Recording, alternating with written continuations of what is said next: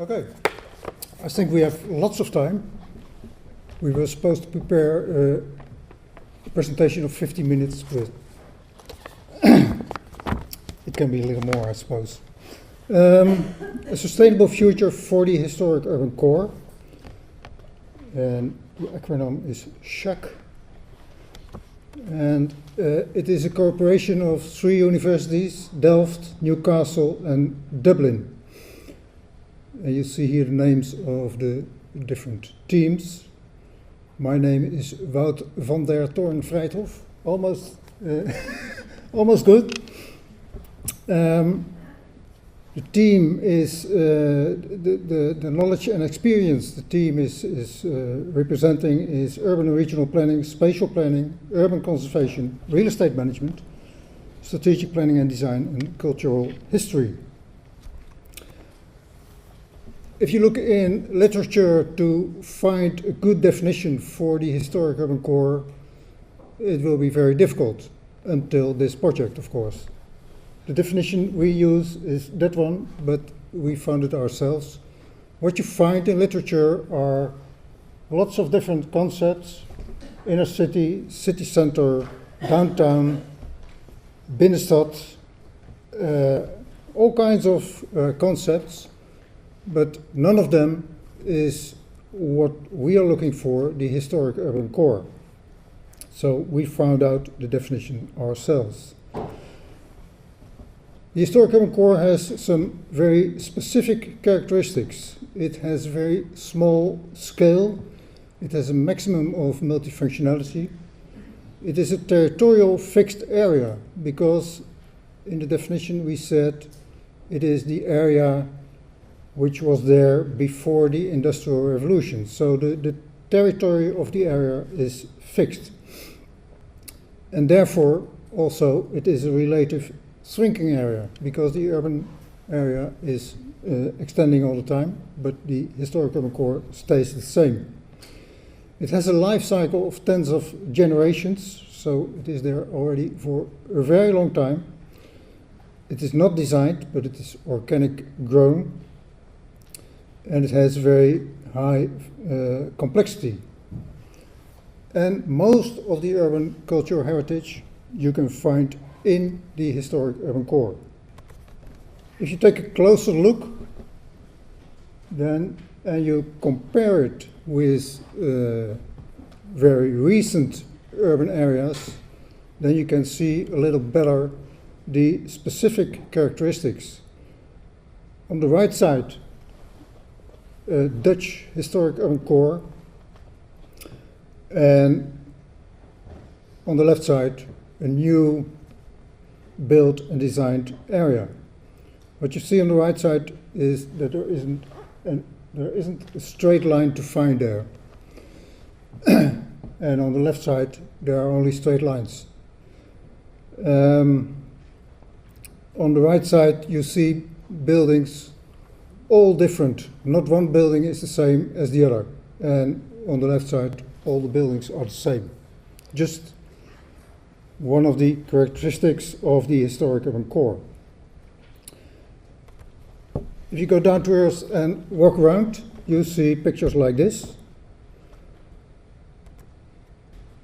So can you guess where these pictures are taken? Is it Dutch or English or?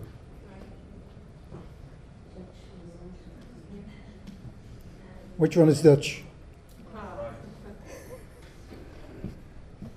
The right one is Dutch, indeed. And the other one,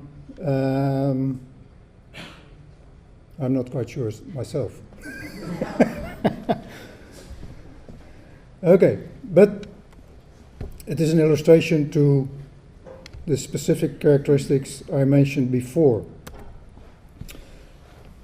It's not only about the historic urban core, but it's also about the sustainability of the historic urban core. And then you can say, why worry? Because the historic urban core is there for several ages already.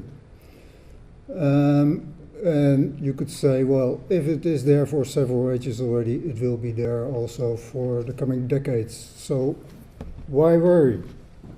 I come back to that a little later. But first, what is the value and meaning of the historic urban core? And that's, well, quite difficult to tell, but if you look in literature and if you talk to people, you get quotes like this. It is the citizens' collective memory. It is the authentic scenery where urban history can be experienced. A cozy place of rest, but also a meeting place. And of course, in the historic urban core, you can find the major cultural asset of the city. It satisfies the desire for a place with roots in bygone times, of which it derives identity. Identity was mentioned before, and that's a very important characteristic of the historic urban core, that it has identity. And because it has identity, for the city it is also a marketing tool. And the city is using the historic urban core to put the city on the stand, also because cities are more and more competing with each other. And therefore they need something like the historic urban core to do that. So then, why do we bother about sustainability? That's because in the very near past something changed. And one of the biggest changes that appeared was 2008, the banking crisis, the financial crisis. And that caused for the local level a shift in roles to play between public and private. It caused privatization and deregulation because the local government had to look for another role to play. Shrinking public budgets, very important. I come back to that later also. Shrinking value of real estate. Real estate has gone down 20 or 30% in value, and that is very important for the financing structure of interventions in also the historic urban core. What local governments do, because their budgets are shrinking, is that they are staffing down the public sector. And that has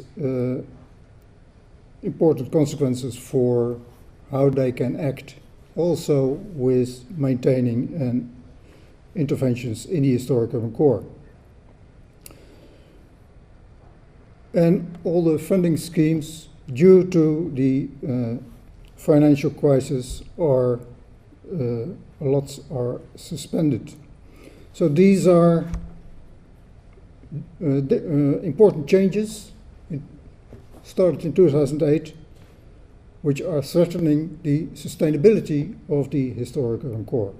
So the questions we raise for this project are how to respond to the challenge of the after-crisis situation and how to safeguard the identity of the core with shrinking budgets. The objectives is exchange knowledge and experience between the countries and try to learn quick and apply in practice what we learned. The approach in this project is that we selected 3 cities in each country, and that we are investigating how these 3 cities are responding to the challenges and threats. And we do that by using a common framework so that we can compare our findings. To select the 3 cities, we did decide not to choose the biggest cities, but the middle size cities. The cities to select must have a demarcated historic urban core, and the local government has to have a clear vision and objectives with the historic urban core. And of course, we need information and cooperation of the cities we did select. For the Netherlands, we selected Delft, Utrecht and Breda. You see them on the map here. For Great Britain, Dundee, York and Norwich. And for Ireland, Limerick, Waterford and Drogheda. I don't know how to pronounce that exactly. The framework we use, we focus on the local government as the most important participant, but we also look at other participants. But our entrance is the local government. And we look in policy reports of the local government for visions, objectives and means they intend to use to meet their objectives. And if you take a closer look to the means, then they are all related to interventions. And the interventions you can separate in modifications in use and spatial modifications.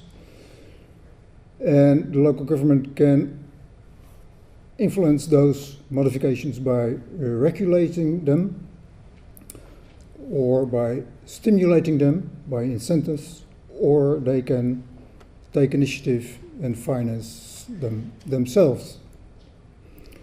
So I said we take the local government as the first participant, but we also look to the context of what the national government is saying, regional government, NGOs, and of course, more and more important, private agencies and private investors and developers.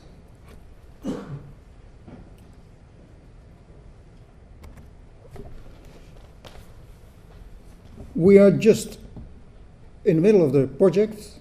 Next week we have our second workshop, and next week we discuss the reports about what the cities are doing and planning.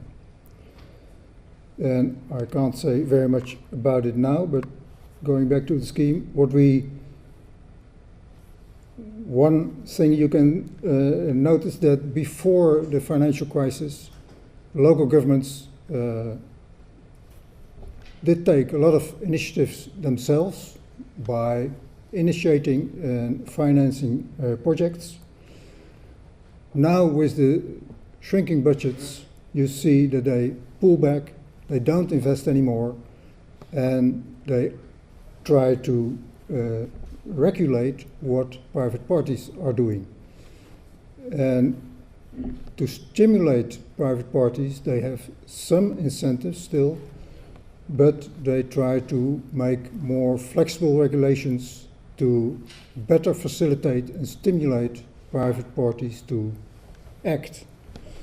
But just at the moment, local government as well as private parties are looking for which role to play, so there is somehow still standstill in action, and everybody is looking at each other, what to do, how to do it, and what kind of roles everybody can take. We tried to learn lessons about different management approaches, divisions in roles, what I just said, how are the roles, new roles formulated and taken. Financing structures, there's no public money, well, there's much less public money involved at the moment, so the private sector has to invest, but is unsure about that. So the financing structures are very important to get innovations there, to get things going again. Public policies, types of regulation. I said before, the identity is very important, and it is still a marketing tool, but how to keep the identity and how to keep it as a marketing tool. Perspective is also that we submitted a new project. Just was said that there was 61 projects left. We are one of them. with the team which is doing the SHUC project, but also Norway and Italy are involved in this pitch project. This is the overall scheme of the SHUC project, and I'm sure you can't read it, but I have it on paper, and for those who are interested in take a closer look, I will put it there on the table also, so you can look at it later on. That's it, within 50 minutes, I suppose.